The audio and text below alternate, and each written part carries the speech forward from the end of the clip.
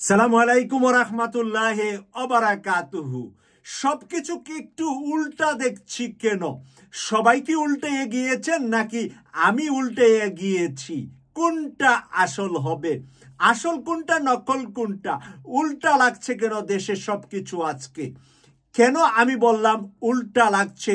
গত কয়েকদিন আগেও সেনাবাহিনীর ভিতরে বিভিন্ন ধরনের ধূম্রজাল চলছিল ডক্টর মোহাম্মদ ইউনূসের পক্ষে আর বিপক্ষে।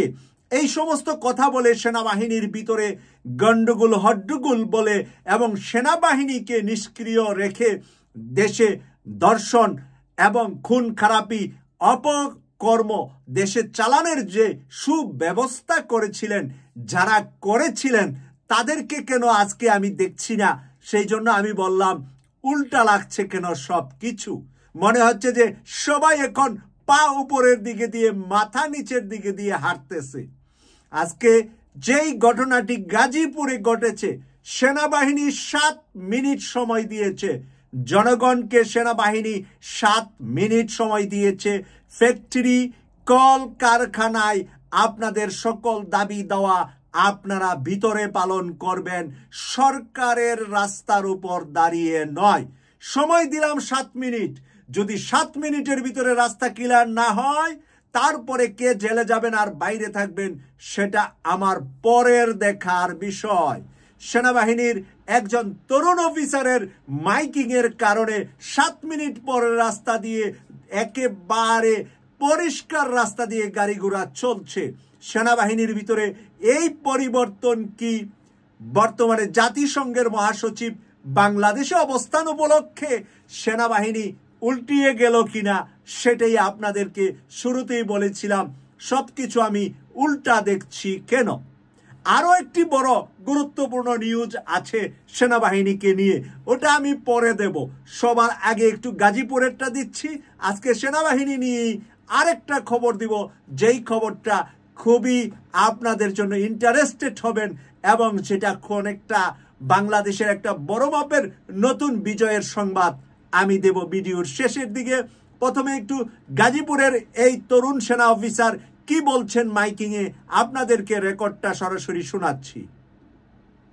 7 মিনিটের মধ্যে রাস্তা ছেড়ে সাইডে গিয়ে দাঁড়াবেন, আলাপ আলোচনা করে একটা ডিসিশন নিবে, ঠিক আছে?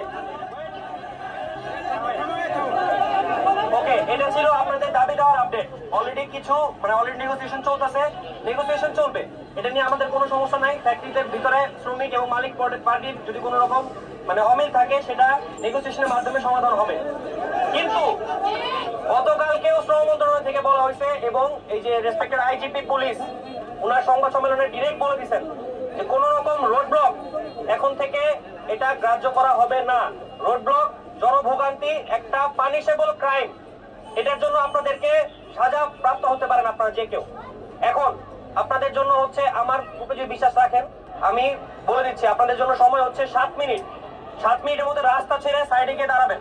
রাস্তা যদি না ছাড়েন, আপনাদের দাবি দেওয়া কোথায় গেল ওটা আমি পরে দেখবো। আগে এখানে রাস্তা আমি ক্লিয়ার করবো। আমার কথা পরিষ্কার, আমি আশা করি। 7 মিনিট সময়, 7 মিনিট পরে এখানে যারা থাকবেন তারা আমার ডিরেক্ট আদেশ ভঙ্গ করছেন এবং এই জনভোগান্তি ক্রিয়েট করছেন, এই পানিশেবল ক্রাইমের আন্ডারে আপনারা জেলে যাবেন। আমি আমার কথা পরিষ্কার বলে দিলাম। 7 মিনিট পরে আমি যদি দেখি রাস্তা এখানে ক্লিয়ার এবং আপনার ওইখানে, আমি আইপি পুলিশ আমরা আমাদের একদম সর্বোচ্চ চেষ্টা করবো আপনাদের দাবি দেওয়া যত হানি করা যায় আমরা করে দিয়ে তারপরে এখান থেকে যাবো। কিন্তু 7 মিনিট পরে যদি আপনারা এখানে থাকেন, রাস্তা যদি ব্লক থাকে, আপনি আমার পক্ষের না, আমি ধরে নিব। Thank you. আপনারা বক্তব্যের পরেই এখানে গাড়ি ছেড়ে দিয়েছে, রাস্তা ক্লিয়ার। গাড়ির একটু শব্দ আপনাদেরকে শোনাচ্ছি, তারপরে আমি বাকি বিশ্লেষণে যাচ্ছি।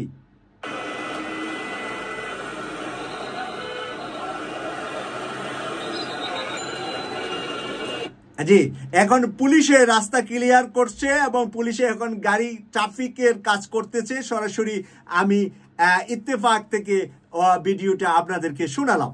প্রিয় দর্শক, এবার আসি দ্বিতীয় সেনাবাহিনীর বিজয় নিয়ে। দ্বিতীয় সেনাবাহিনীর বিজয়টা খুবই খুবই গুরুত্বপূর্ণ এবং খুবই বাংলাদেশের জন্য আশার আলো জাগিয়েছে নতুনভাবে। বাংলাদেশ যে পৃথিবীর কোথাও কোথাও প্রভাব খাটাতে পারে, ক্ষমতা প্রয়োগ করতে পারে, বাংলাদেশের সরকার অন্য কোনো দেশের উপরে খবরদারি করতে পারে, এটা ডক্টর মোহাম্মদ ইউনূস অলরেডি দেখানো শুরু করেছে। আরাকান রাজ্যে নতুন রাজ্য ঘোষণার জন্য, আরাকান একটি দেশ ঘোষণার জন্য আজকে আমাদের সেনাবাহিনীকে আরাকানের জনগণের পাশে থেকে আরাকানে গিয়ে আমরা আরাকান দখলের মতো আমরা কিছু তথ্য, কিছু নিউজ ইতিমধ্যে পাচ্ছি যে বাংলাদেশের সেনাবাহিনী আরাকান বিজয়ের জন্য আরাকানে গিয়ে আরাকানের জনগণের পক্ষে কাজ করবেন। এবং সেই কথাটা, সেই কাজটা আমরা আজকে দেখতে পেয়েছি। ডক্টর মোহাম্মদ ইউনূস যে রোহিঙ্গা ক্যাম্পে গিয়ে উনি সাদা পাঞ্জাবি পরেছেন, যিনি আমাদের সারা বিশ্বের সবচেয়ে সম্মানিত মানুষটি, আজকে রোহিঙ্গাদের সম্মানে উনি রোজা রেখেছেন এবং রোজা রেখে তাদের সাথে ইফতার করেছেন এবং সেখানে উনি সাদা পাঞ্জাবি পরে মুসলমানদেরকে সম্মান জানিয়েছেন। ওখানে একটি ঘোষণা দিয়েছেন তারা যৌথভাবে। সেই ঘোষণাটা থেকে পরিষ্কার যে বাংলাদেশ আরাকানে হস্তক্ষেপ করবে। বাংলাদেশ মিলিটারি, বাংলাদেশ নৌবাহিনী, বাংলাদেশের বিমান বাহিনী, বাংলাদেশের প্রতিরক্ষা বিভাগ হস্তক্ষেপ করে আরাকানকে নতুন স্বাধীন দেশ বানানোর জন্য সর্বাত্মক সহযোগিতা করে রোহিঙ্গাদেরকে ওখানে নিয়ে আগামী রমজানের ঈদ তাদের পূর্বপুরুষদের কবরের পাশে যেন দোয়া করতে পারেন সেই ব্যবস্থা করবেন। জাতিসংঘের মহাসচিবও বলেছেন, ডক্টর মোহাম্মদ ইউনূসও বলেছেন, একই জায়গায় একই মঞ্চে তারা কথা বলেছেন। আমরা একটু আপনাদেরকে নিয়ে যাব এখন তাদের মুখ থেকে কিছু কথা, আজকে রোহিঙ্গা ক্যাম্পে তারা কি বলেছেন। পৃথিবীর কোনো বিশ্ব নেতা এর আগে এমন আয়োজনে অংশ নেননি। একসাথে প্রায় 1 লাখ রোহিঙ্গার জমায়েত, সবাই এই জায়গায় এক হয়েছেন উখিয়ার বিভিন্ন ক্যাম্প থেকে। উদ্দেশ্য একসাথে ইফতার। আয়োজনের দাওয়াত দিয়েছেন প্রধান উপদেষ্টা ডক্টর মোহাম্মদ ইউনূস, যেখানে প্রধান অতিথি জাতিসংঘ মহাসচিব অ্যান্টোনিও গুতেরেস। থ্যাংক ইউ, শুকরিয়া স্যার। অংশ নিয়ে প্রধান উপদেষ্টা চট্টগ্রামের ভাষায় কথা বলেন রোহিঙ্গাদের উদ্দেশ্যে। আশ্বাস দেন যে কোনো মূল্যে রোহিঙ্গাদের নিজ দেশে ফেরত পাঠানোর। সাম্যর বছর ঈদের সময় যেন অনার বাড়ির মধ্যে তাই ইউনিটি একত্র হন এবং দাদাদারির খবরের কাছে তাইরে অনেক তারিখ সম্বর্ধনা দেন। Many shared harrowing accounts of their ordeals in Myanmar and their journeys here. They want to go home. Myanmar is their homeland, and returning in a safe, voluntary and dignified manner is the primary solution for this crisis. এর আগে দুপুরে থেকে প্রদর্শক, আপনারা দুজনের একজনে চট্টগ্রামের বাসা আমাদের প্রধান উপদেষ্টা বললেন যে আগামী রমজানের ঈদে তোমরা তোমাদের দাদা দাদি নানা নানির কবরের পাশে গিয়ে ফাতেহা পাঠ করবে, দোয়া করবে এবং তোমরা রোহিঙ্গারা আগামী ঈদ তারা আগামী বছর, ওনার বিস্তারিত বক্তব্যের ভিতরে আসছে যে এবছর তো আর ঈদ করা সম্ভব নয়, সময় হাতে কম, তাই আগামী বছর তোমরা ঈদ করবে তোমাদের জন্মভূমিতে, তোমাদের দেশে, তোমাদের মাটিতে, তোমাদের পূর্বপুরুষদের কবরের পাশে তোমরা ফাতেহা পাঠ করবে। আর একই সুরে সুর মিলিয়ে জাতিসংঘের মহাসচিবও সেই বক্তব্য দিয়ে গেলেন একই মঞ্চে আজকে। প্রিয় দর্শক, সেই জন্যই বলছি যে বাংলাদেশ সেনাবাহিনী যেরকম জাতিসংঘের শান্তি মিশনে সর্বোচ্চ জায়গায় সর্বোচ্চ পদকে আমরা ভূষিত হয়েছি বহুবার, বহু দেশে শ্রেষ্ঠ মিলিটারি হিসাবে। আর আজকে আমরা গাজীপুরে দেখলাম আমাদের একজন তরুণ অফিসারের কথায় 7 মিনিটের কথা বলেছেন, এখানে 3 মিনিটও লাগে নাই, রাস্তা পরিষ্কার হয়ে সব পরিষ্কার হয়ে গিয়েছে।